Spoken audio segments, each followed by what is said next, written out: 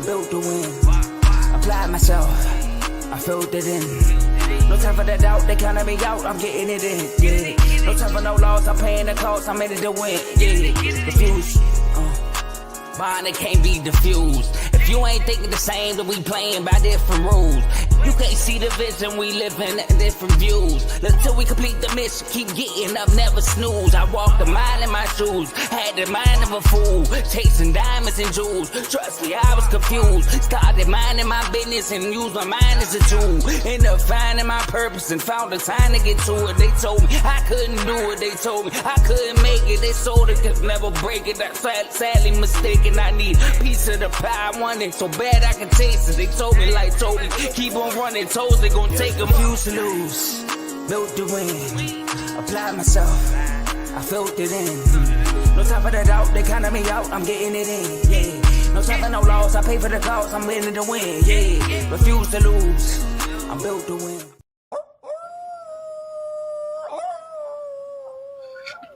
What's up, y'all? Good Thursday. Good Thursday. Hope y'all are doing great today. We are here for episode 47 of Dave's Doghouse. We just did episode 46 last week. Shorts have been going crazy, man. Y'all been showing me some great support, so I definitely appreciate it. Today is going to be another great show. Again, no honorable mentions today, no dishonorable mentions today. But if you got somebody that you think I should talk about, make sure you put it in the comment section. I'm live right now on Facebook and YouTube, on my regular YouTube page and the Refuse to Lose page as well. So thank you for whoever's tuning in right now.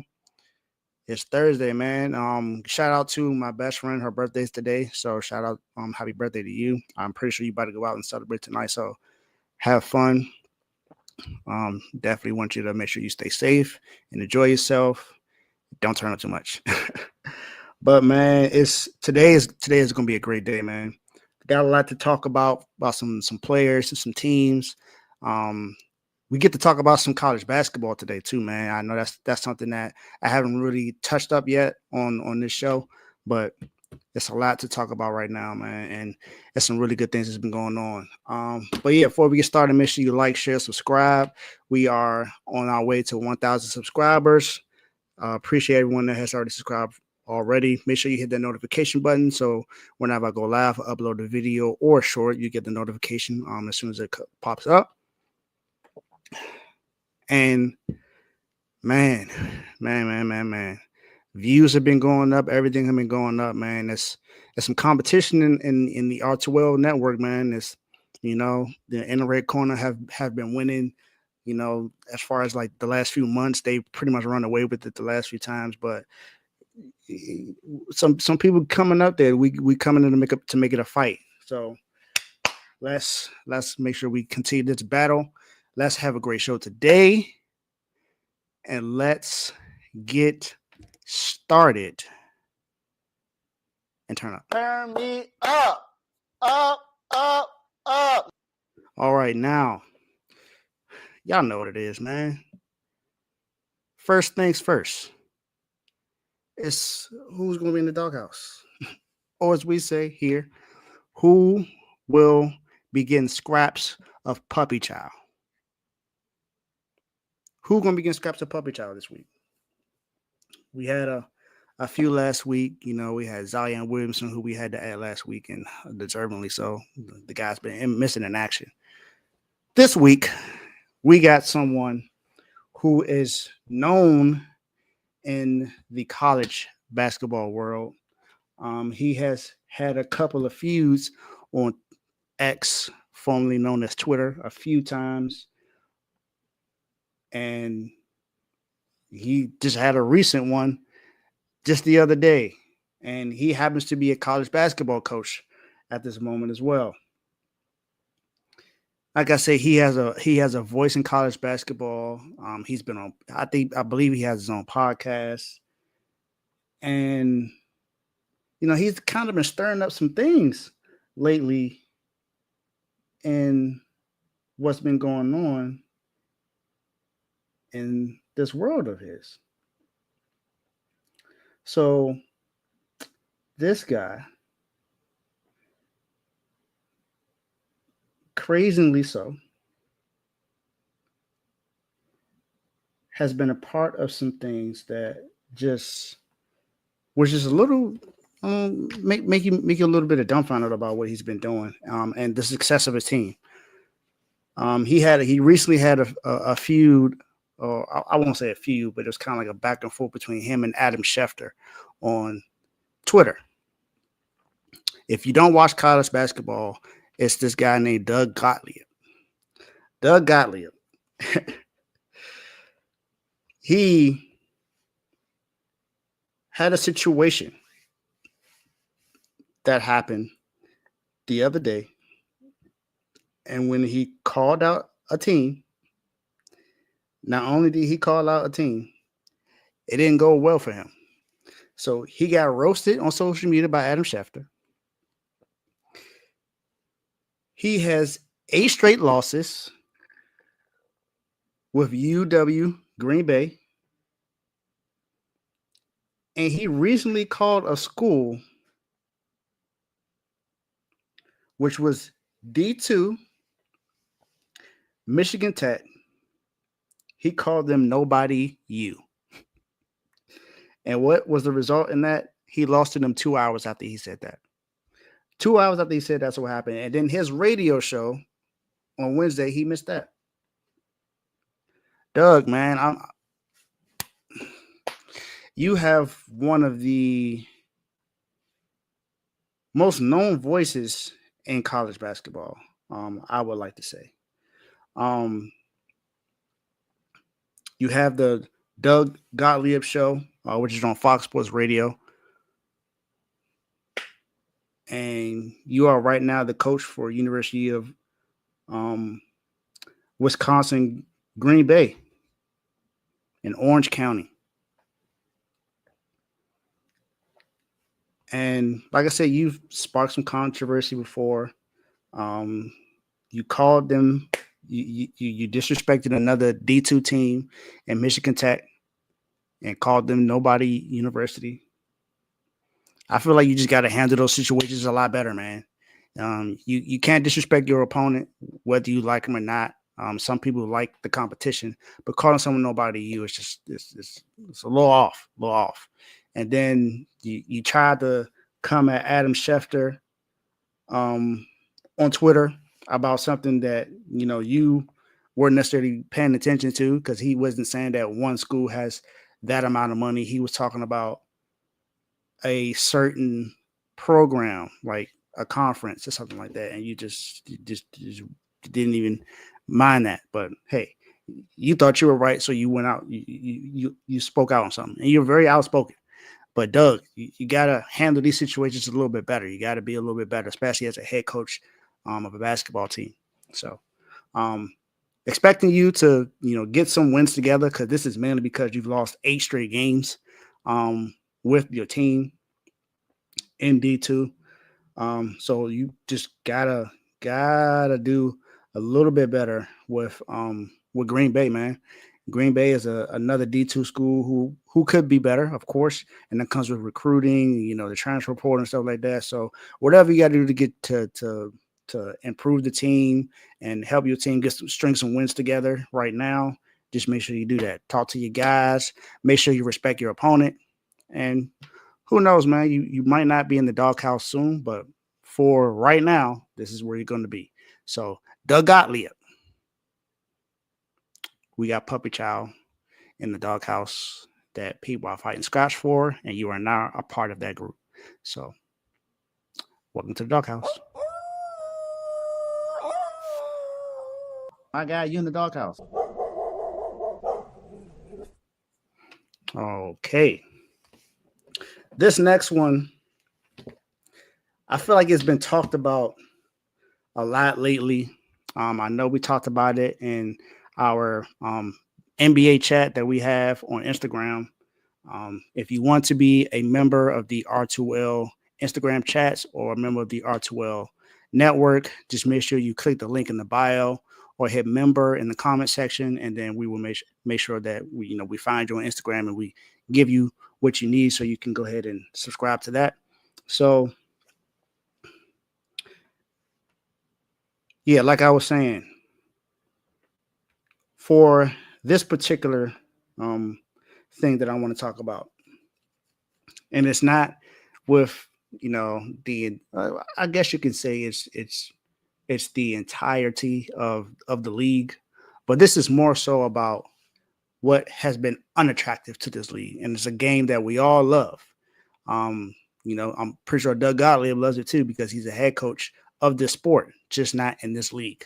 Um, and it's been talked about on TNT, ESPN. No matter where you go, you hear somebody talking about how you know things in the NBA just aren't going right. So NBA viewership has been down for a while now. Um, the NBA Cup Group averaged 1.33 million viewers on ESPN and TNT, which was 10% less than what it was last season when it was first introduced. Um, it split 14 nationally televised games with TNT averaging 1.5 million for its 8 games, the ESPN averaging 1.16 for six of their games. So that's really not a lot. It's not a lot of viewership. It's been declining just about everywhere. Um, and the opening doubleheader averaged 1.6 million viewers with only 42%, which is down 42% from last year debut with Victor Wembanyama. So with the Alien debuting last year, it was up 42% last year, and now it's down 42%. So that's a huge swing. That's almost 50% less, which is a big dip in viewership. Then the Bucks versus 76ers earlier this season, 1.71 million viewers. It was 2.55 million from the Celtics and Knicks last year. So you had that opening game was a lot better. Suns and Clippers, 1.52 million viewers, down 49% from last year's comparable game. And then that TNT Thursday night game between the Spurs and the Mavs is only 1.45 million viewers, which is a 29% decrease from the previous year's comparable game. And then the Friday night game between the Pacers and the Knicks didn't even have 1 million viewers. It was fewer than a college game on ESPN2. A college football game at that. College football games on ESPN2 don't really get a lot of views, but more people tuned into that game than they did with the Pacers and Knicks on that Friday night game in opening week. So that just it's then the draft viewership has gone down. It was only 3.74 million in this past year's draft. So that's not only is the viewership for the games going down, the viewership for the draft is going down. And then Adam Silver talked about the ratings and stuff like that, how he acknowledges that it's going down, but he doesn't think it's the game. I beg to differ. I beg to differ about that. Like I said, we just had this conversation in the NBA chat, and you got to think about the rules of the game. You got to think about the pace of the game. You got to think about the shots that are going up. Maybe it's more appeasing to the eye to have more people shooting threes and stuff like that, but it's not to a point to where people are like, all right, I could still get it, because now people are just chucking up shots every single game. And then we had a game between, I believe it was the Hornets and another team where they missed 77 threes in that game. Like I don't get it. I don't get why that's the case and why that happened. But then you look at, the ability to get to the free throw line. It seems like it's a lot easier to get to the free throw line now and possibly get ejected than it was in the past. There's more people are flopping. More people are getting put out for regular hard fouls. It's like the game seems to be unwatchable. There's too many times people are just chalking up threes. I think the Celtics in one game put up 50-something threes and only made like 17 of them. What's the point of that? That's not a passing grade. Are we thinking about the amount of shots that are going up, and are we not trying to get to the easy basket? The object of the game is to put the ball in the basket, not to get up as many shots as possible to get to the amount of points as possible. Because even now, I think the average points per game is still not the most in the league ever. It's not. It's kind of sort of gone down. The object is I know you need to score the most to win, but we want to see defense too. We want to see people shoot the mid range. We want to see people's skill sets. And they say that the skill set is supposed to be more advanced now, but there's how many people can shoot a mid range on a post? How many people have footwork like Hakeem Olajuwon, other than like a Jokic or a Sengun? How come we don't see that transition? We don't see more people, comparing the game to Kobe, to Jordan, the guys that had the mid range down pat.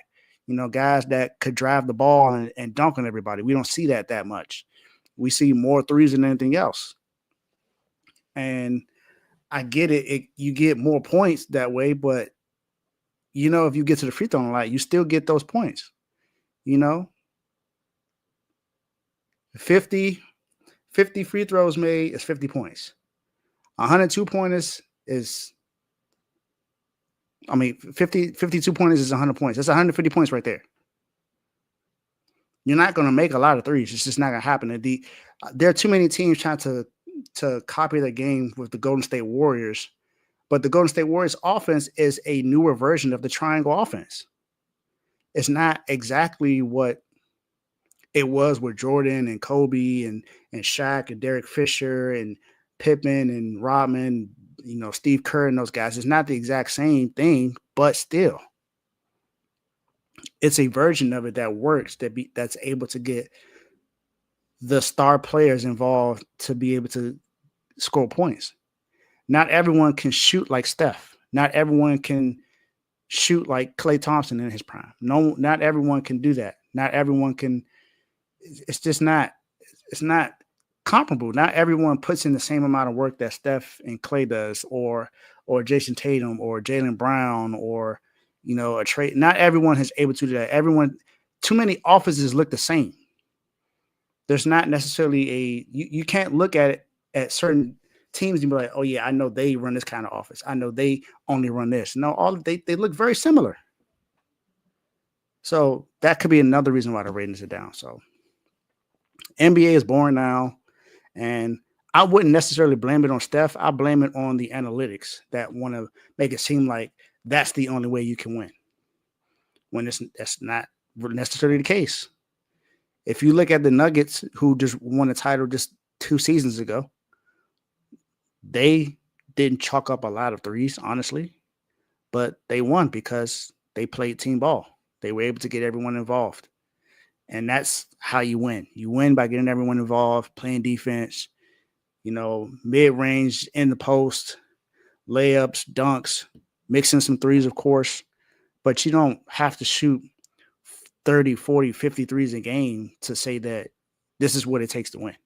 So NBA, like I said, NBA viewership is down. I don't know necessarily when it's going to go up, but right now it belongs in the doghouse. So NBA, got to get your viewership up. My guy, you in the doghouse. And that concludes the doghouse for this week. Now we get into the good part of the show, where we talk about the dogs of the week, the people that shine for their teams and show out and just show you why they belong here. Ain't too many out here really doing the thing like everyone else is. Ain't too many people out here shining.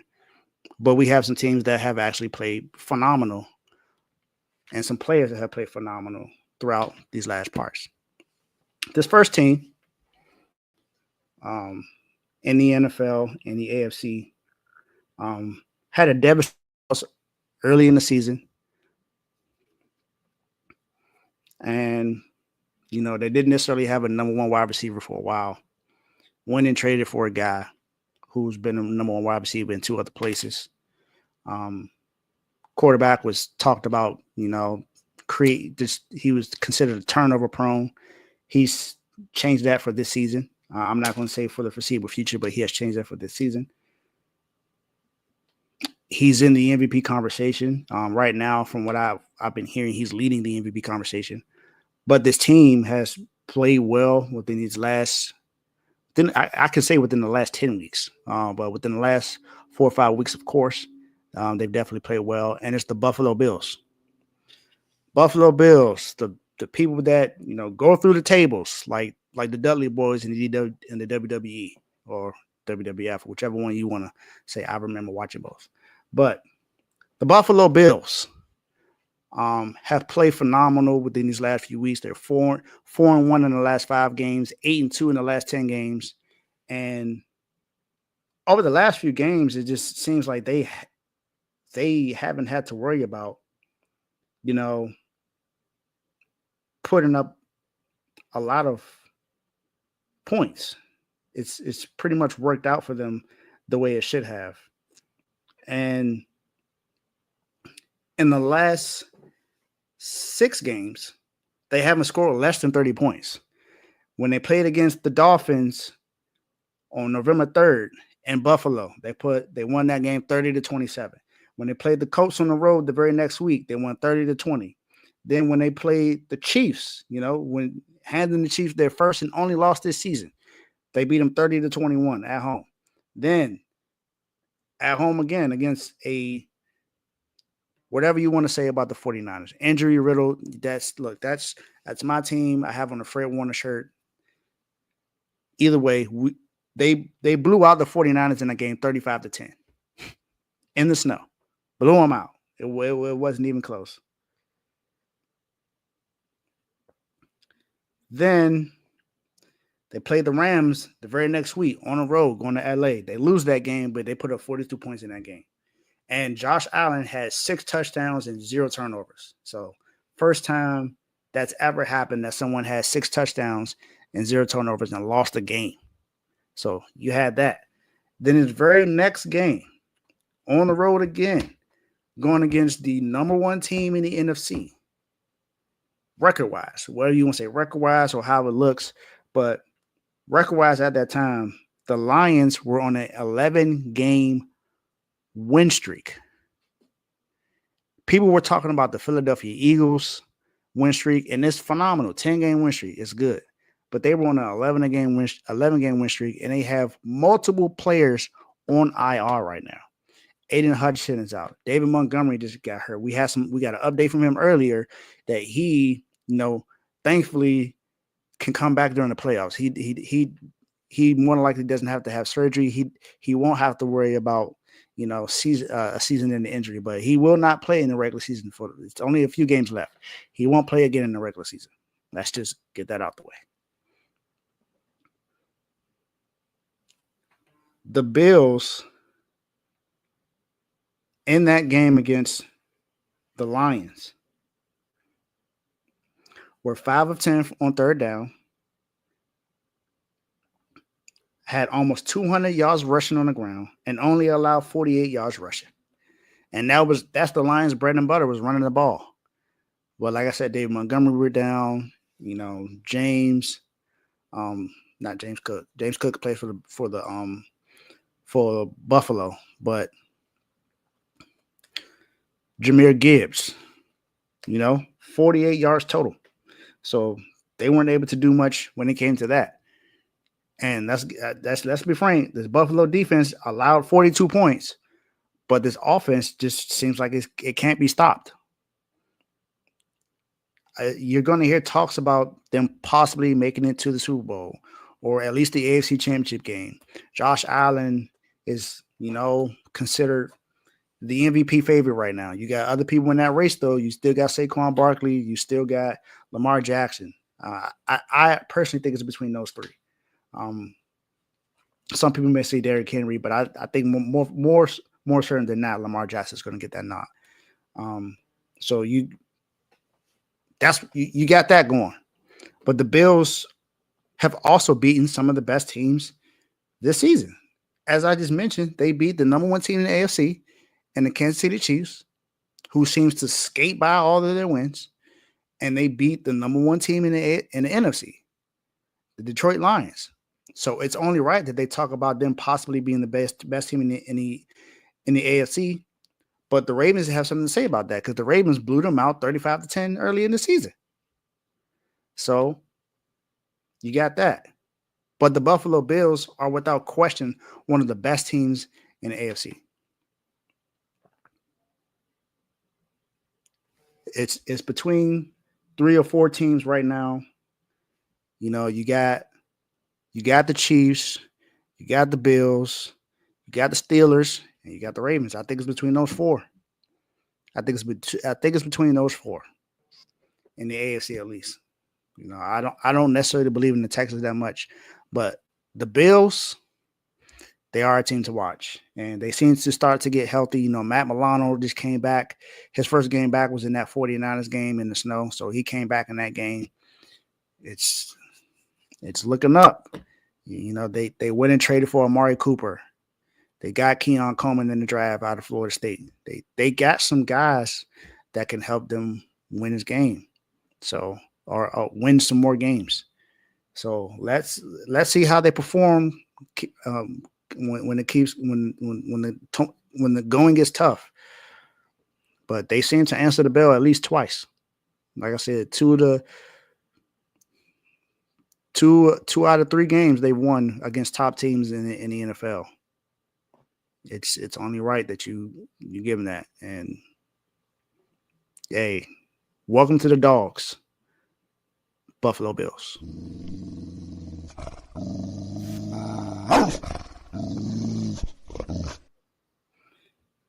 This next one is young freshman leading one of the best teams in college basketball, a team that I'm almost certain no one expected to be undefeated at this time. I talked about this team earlier, not today, but in some episodes back, talking about the Oklahoma Sooners.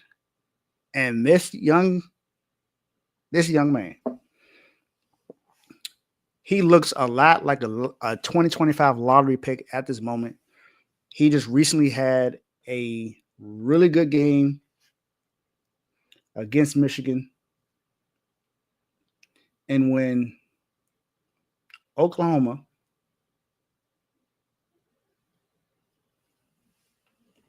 beat this team, Jeremiah Fears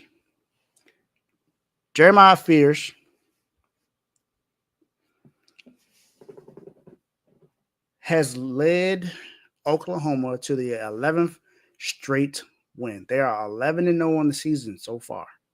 They have not taken a loss. I don't think anyone could have predicted that Oklahoma would be undefeated right now in college basketball. He just recently had a game where he scored 20 of his 30 points in the second half of that game against Michigan. He got to the free throw line nearly at will. It was like there was nothing you could do to stop him in that game. Whether it was driving the ball, whether it was him posting up, whether it was from 3, it doesn't matter where he was on the floor. He was going to make sure he got himself a bucket. He was 8 of 12 from the floor, 11 of 13 from the free throw line. And this young man is only 19 years old. And he has had a phenomenal game. He had a pull-up 4-point play with 11.5 seconds remaining on the clock, which was pretty much the game-sealing bucket because they were down 3 at that moment. They were down 86-83. And in that moment, when it was needed the most, in a clutch moment in the game, pulls up from 3, draws a foul, and cashes it in. And, of course, he went to the free throw line and made that. So Jeremiah Fields, 19-year-old young phenom for Oklahoma, came up in a game that was needed against ranked Michigan, 24th ranked Michigan. Doesn't matter where you rank them at. They're 24th ranked at that time. And balled out. Balled out in that game, put up 30 points, and showed out. Showed out, did what he was supposed to do, got his team the dub.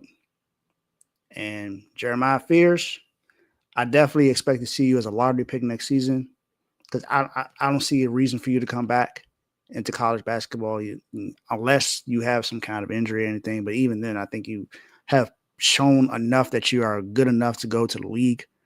So, Jeremiah Fields, welcome to the Dogs.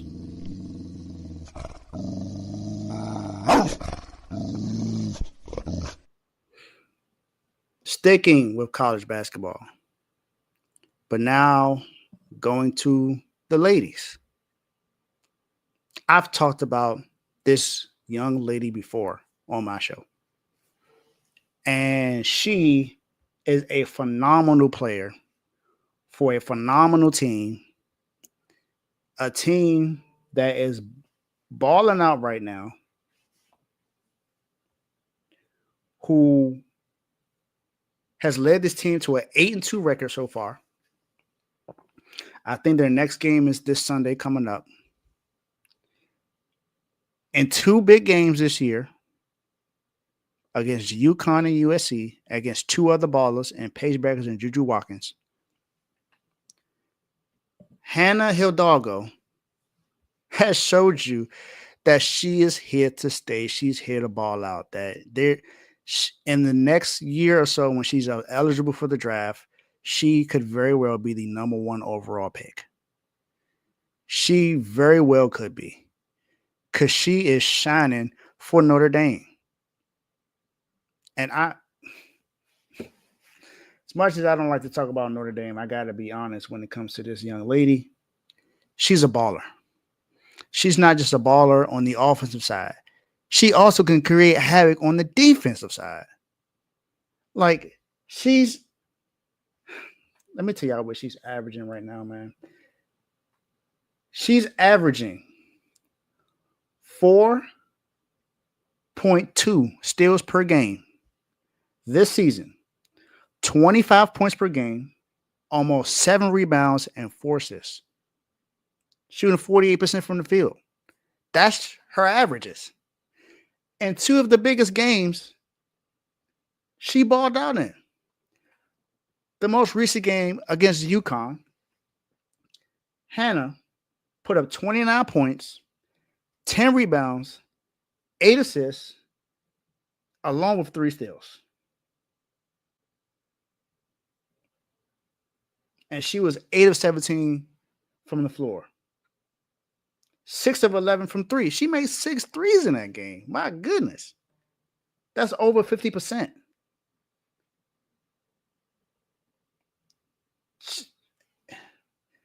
Her and Olivia Miles have been phenomenal for Notre Dame this basketball season. And right now, she seems to continue to be that, because she was like that last year as a freshman. The 2 freshmen we talked about last year were Juju Watkins and Hannah Hidalgo. And in her sophomore season, she has not slowed down whatsoever. If anything, she's gotten much, much better. And she creates a lot of havoc on defense. Like, she is playing you 94 feet. 94, 90. She's playing you all the way to the basket. She is in passing lanes, whether it's a one-on-one defender, don't matter. She is making sure she makes an impact on both ends of the floor, and that is phenomenal to see for a young lady in Hannah Hidalgo. She is phenomenal. Against USC, against Juju Watkins, like I said, who we all know how good she can be. Hannah Hidalgo in that game actually didn't shoot pretty well. She was 9 of 21 from the floor, only 1 of 5 from 3. She was good from the free throw line, 5 of 6 from the free throw line. But this is what she ended the game with: 24 points, 6 rebounds, 8 assists, and 5 steals. The steals is the glaring thing for me because she is phenomenal on defense. You know she a bucket, but her defense, that's going to give her a lot of looks for being called the college basketball women's player of the year. It may be early, but I would not be surprised if she ends up winning this award. I really wouldn't be. She is that good, and she's been playing that great so far this season. So Hannah Hidalgo, you are a dog, plain and simple. Keep balling because I'm watching. And you are a phenomenal basketball player. Keep doing your thing. Welcome to the Dogs.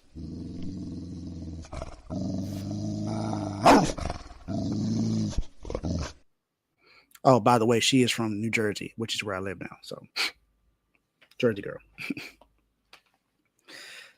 Next up, young player for the University of Kentucky. Just had a game that seems almost unreal. And if you look at what he did in that game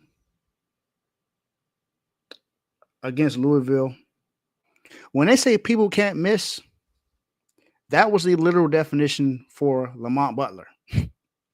He literally could not miss because he didn't miss. In the game against Louisville, Lamont Butler put up 33 points in that game. 10 of 10 from the field, 6 of 6 from the three-point line. He also didn't miss any of his free throws. So he was 100% from the free throw line, 100% from the three-point line, and 100% from the field. If you want to say 2-point, that's 4-4 from the 2-point. What mid-range, lid, don't matter. You weren't stopping him. And it was contested layups, contested three-point shots, open shots, doesn't matter what it was. You were not stopping him in that game. Louisville could not do anything to Lamont Butler in that game. He is one of the best players in the country. You hear a lot about, Cooper Flagg, and you hear a lot about all these other freshmen. You got Dylan Harper, Jeremiah Fears, Marcus C. There are other guys in the league that you hear about, and Lamont Butler is definitely up there too. Lamont Butler is definitely up there. And to have a perfect game in a game that mattered in the ACC-SEC matchup, he just balled out. You couldn't stop him. He was literally perfect in this game. He was literally perfect from this game. I don't know if anyone else can name me a game where someone who put up 30-plus points didn't miss at all in the game. Like, didn't miss a free throw, didn't miss a three-point shot, didn't miss a field goal, just didn't miss. Lamont Butler straight balled out in that game, which is why he's here. So Lamont Butler, you are a dog. Welcome to the Dogs.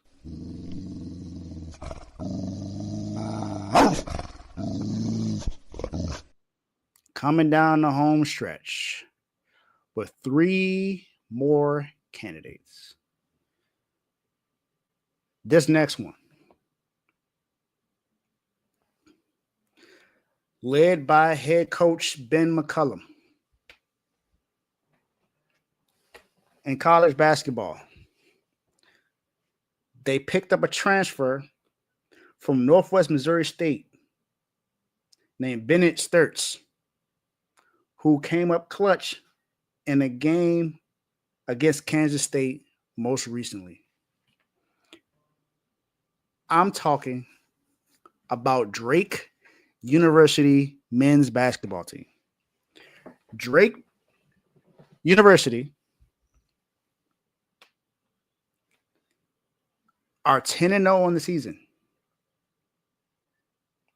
And the crazy thing is, the same team I just put in the doghouse is going up against Drake University this Saturday at 6 p.m. So Doug Gottlieb, it'll look great on your resume if you're able to beat Drake University and give them their first loss of the season. I don't think it's going to happen, but hey, you got that opportunity. Drake University has had some key wins this season. One against University of Miami earlier in November, where they beat them 80-69 at home. You know, then they went on the road and beat Vanderbilt 81-70. So 2 double-digit wins on the road, both by 11 points. And then, like I said, they just came up and beat Kansas State in overtime on the road. Bennett Sturts in that game dropped 22 points, but he hit a clutch pull-up 3 in overtime to keep them undefeated. Bennett Sturts is averaging about 18 points per game, almost 5 rebounds, 6 assists, shooting about 47-48% from the field. And he was a transfer from a D2 school. And now he's D1 and still balling. Bennett Sturts is a good player. He reminds me of like a Peyton Pritchard kind of a player. Balling in college, could very well do the same thing in the NBA whenever he gets there if he decides to go to the NBA. But Drake University is another surprise team. 10-0 in the season right now. Really good. Unranked. So who knows what happens? They may be ranked pretty soon. I don't know. Their next 2 games is against Green Bay and Belmont. So, Belmont is a really good team. They're 9-2 in the season. So I think if they're able to win those 2 games and, be undefeated in November and December, then it's a very good chance that they should be ranked. So Drake University, welcome to the Dogs.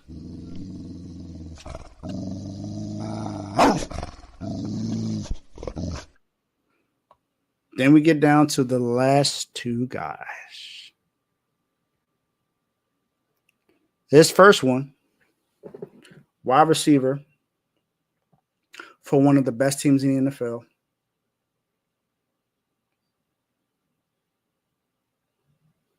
One of his running backs is out for the rest of the regular season. Quarterback has been to the Super Bowl before, but has not won yet. Head coach, to some, is considered a top 5 coach in the NFL. Very risky head coach. But I think it's without doubt that this guy is the best wide receiver on this team. And he has someone else on that team who I had put in the doghouse earlier this year, Jamison Williams. But I'm talking about Amon-Ra St. Brown. This past Sunday, Amon-Ra St. Brown was battling food poisoning in that game against the Buffalo Bills. And it did not stop him from having a career high 14 catches for 193 receiving yards and a touchdown. He set a game high in catches and in receiving yards in his career. And this is his 3rd 1,000-yard season that he's been able to get together. Amon-Ra St. Brown is a beast. He may not be the biggest wide receiver. He may not be the fastest. But he goes out and balls out almost every single week. I think there was a stretch where he scored in every single game for like 10 to 12 straight games. I could be stretching it, but Amon-Ra St. Brown has been phenomenal this season. He's been doing great numbers. And that's why I'm putting him as a dog. I mean, he plays for the Lions. He plays for a head coach that talks about biting people's ankles. And he makes risky fourth down calls every single time. Risky calls, period. He had a risky onside kick call that he called in that game. But this is why the Lions are where they are. That's why they are 12-2 right now. Like, they were on an 11-game win streak before they lost this Sunday against the Buffalo Bills. And Amon-Ra St. Brown was a huge reason for that, along with the running game with Jahmyr Gibbs and David Montgomery. But you got him, you got Sam Laporta, and then you got all these injuries that's on that defense and on this team, period. So it's a lot that's missing there, but it's more missing on the defense. But he's still balling, and he still shined in a game. Even though they lost, he shined in the game. Like, I can't put Jerry Jeudy as a dog and not put him as a dog in a loss. So, and winning is not a wide receiver stat. So, Amon-Ra St. Brown, welcome to the Dogs.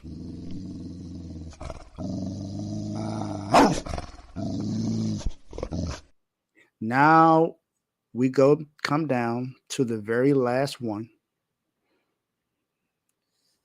I've been doing this for a while now. And I talked about one player being in the MVP. I talked about other players in this MVP race. If this guy is able to win his division, I think it's without a doubt he should be able to win his third MVP. He just won MVP last year. He won it before unanimously. And right now he's leading in almost every passing category. He's leading in touchdowns, passing yards, I think it's yards per game. And he had another phenomenal game this Sunday against the Giants. It's Mr. Lamar Jackson. L. Jack, Jackson 5. No whatever one you want to call him. He, right now, is playing the best quarterback of anybody in the NFL. Other than Joe Burrow, maybe. But Joe Burrow's on the losing end of that. The Bengals haven't won a lot of games. That's not Joe Burrow's fault, but that just is what it is. Lamar Jackson just had a 5-touchdown game against the Giants. He is the first player with 3+ passing touchdowns and 50+ rushing yards in the last 5 years. The last player to do it was Lamar Jackson in Week 12 in 2019. He is one of only 2 quarterbacks this season with 29+ passing touchdowns and 3+ rushing touchdowns. It's only him and Baker Mayfield. I'm pretty sure no one thought that Baker would be. In this situation, in that victory on Sunday, Lamar Jackson became the first player in NFL history with 5 touchdown passes, 50+ rushing yards, 65 is the actual total, and a completion percentage of 80 or higher. It was 84% in a regular season game. Josh Allen is the other person that did it, but that was in the playoffs, January 15th in 2022. In that game against the Giants, he was 7-19 for 243 yards and 4 touchdowns against zone defense. When he had over 2.5 seconds of time, he was 4 of 18, 236 yards, 5 touchdowns. And when he threw over 10-yard passes, 7 of 9, 155 yards, 4 touchdowns. So 4 of those touchdowns were over 10 yards.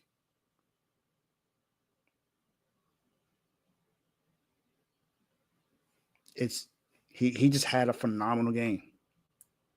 He's playing on another level right now. And he's had 5 career games with 5+ passing touchdowns and 5 or fewer incompletions. That is just crazy. He completed 84% of his passes while throwing for 290 yards and 5 touchdowns. 21 of 25 is the actual number. So he didn't even throw the ball 30 times. And he still had a phenomenal game. This is why Lamar Jackson could very well lead this MVP race. And he is one of only 4 quarterbacks this season with 3,500 plus passing yards and 30 plus passing touchdowns for 4,000 yards for the first time in his career this year. So that's him, Joe Burrow, Jared Goff, and Baker Mayfield. So there you go with that. Lamar Jackson, you are the big dog of the week. You're not unfamiliar with the spot, and you deserve it again this time. So Lamar Jackson, welcome to the dogs. Do your thing.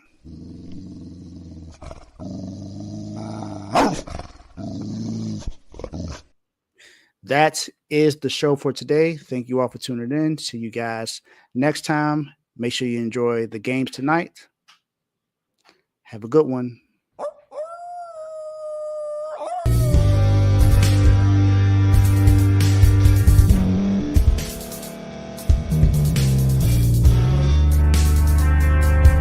Thank you for staying to the end. If you're watching this on YouTube, please like this video, subscribe, and also hit that notification button so you can be notified next time we put out a video. If you're listening on any podcast platform, subscribe and hit that notification button, y'all, so you can be notified we put out another podcast audio. And last but not least, hit that share button. No matter what you're listening to or watching it, hit that share button and send it to somebody that you know that would love to watch this episode you just listened to. So once again, thank you for staying to the end, and we'll see y'all in the next episode.